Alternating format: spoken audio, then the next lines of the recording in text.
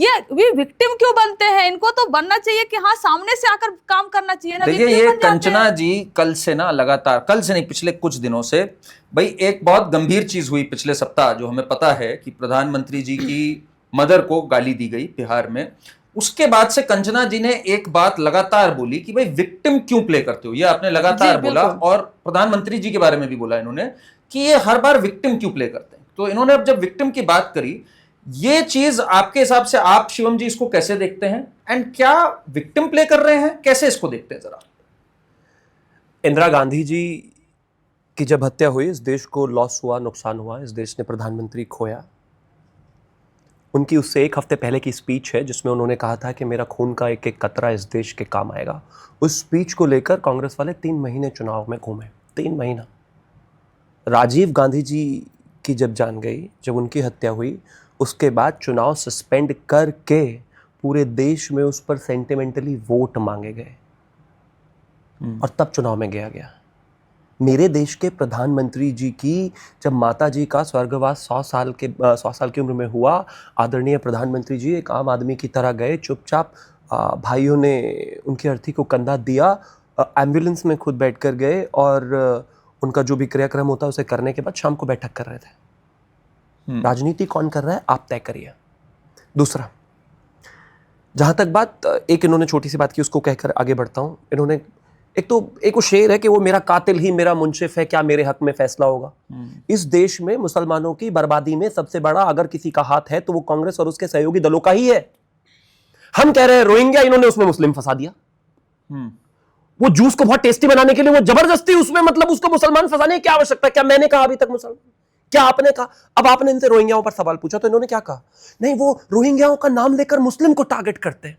और दूसरी तरफ क्या कह रही हैं कि वो बाहर से जो आप माइनॉरिटीज बुला रहे हैं उनके लिए बॉर्डर खोल दिया आपने। मतलब जो सिख, पारसी, जैन, बौद्ध, हिंदू आ रहे हैं उनसे प्रॉब्लम है इनको, लेकिन यहां पर जो रोहिंग्या है उनको मुस्लिम बताकर उनको डिफेंड कर रहे हैं। ऐसे नहीं चलेगा भाई। आप मुझे एक चीज बताइए, इस देश में जब इस तरह के लोगों पर एक कंसेंसस बन चुका है तो बन चुका है।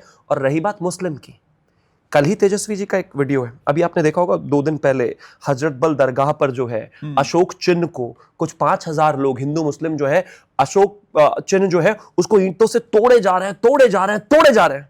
किसी ने आगे कुछ ध्यान नहीं किया। उसके जस्ट बराबर में पता है क्या लिखा हुआ है? बिस्मिल्लाहिर्रहमानिर्रहीम। बिल्कुल उसको छुआ तक नहीं किसी ने। मैं सम्मान करता हूं, छूना भी नहीं चाहिए। उसके बराबर में जो जम्मू कश्मीर वक्फ बोर्ड है उसका चिन्ह है, उसको भी कोई नहीं छू रहा। अशोक स्तंभ को तोड़े जा रहे हैं अशोक चिन्ह को। तेजस्वी जी से पूछा तो पता है क्या बोले? ये सब फालतू की बातें, आप ये सवाल हमसे क्यों पूछते हो? मुसलमानों का नाम पहले तो रोहिंग्याओं में मुसलमान को फंसाएंगे और फिर मुसलमानों का नाम आते इतना डिफेंसिव हो जाते हैं, बात करने को तैयार नहीं है।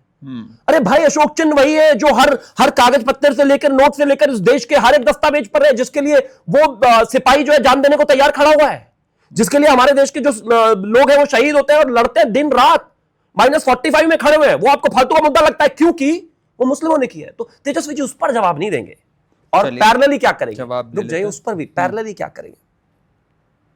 एक आदमी जिस पर 90 मुकदमे हो, 90 और 90 मुकदमे में से 11-12 मुकदमों में वो कन्विक्टेड हो, उस आदमी की जाकर जो है जय जयकार लगाएंगे, शहाबुद्दीन जिंदाबाद, शहाबुद्दीन जी जिंदाबाद। अरे तेजस्वी जी गला फट जाएगा। मतलब कमाल हो गया भाई। वो आदमी 12 केसेस में कन्विक्ट है, 90 से ज्यादा केसेस है उस पर।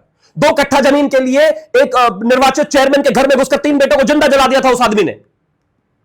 आप मुसलमानों के लिए उसको जाकर जिंदाबाद जिंदाबाद कर रहे हैं, और आपको जब यहां पर किसी ने अशोक चिन्ह तोड़ा उसके बारे में सवाल पूछा गया तो आप कहते हैं कि नहीं ये फालतू की बातें नहीं करनी। राजनीति होनी चाहिए और आपका जो एजेंडा हो वो होना चाहिए, लेकिन नेशनल इंटरेस्ट को लेकर जब भी कोई बात आती है उस पर एक स्टैंड क्लियर कट होना चाहिए सबका। अशोक चिन्ह भाजपा का तो है नहीं, भाजपा तो थी भी नहीं उस समय जब ये सारी चीजें हुई। उनका भी है। इस देश में अगर इमरजेंसी के समय लालू जी ने उसका विरोध किया है, जो भी चीजें हुई, या फिर समाजवाद के आंदोलन से सब लोग निकल कर आए, उसमें सबने साथ दिया। तो इस देश को बनाने में अगर सबका हाथ है, तो आज अगर कोई देश के चिन्ह को तोड़ रहा है तो उसका धर्म तो मत देखो, सिर्फ इतना देखो कि वो गलत कर रहे हैं तो उसको गलत बोल दो, लेकिन चुनाव है तो नहीं बोलेंगे। और शहाबुद्दीन जिंदाबाद।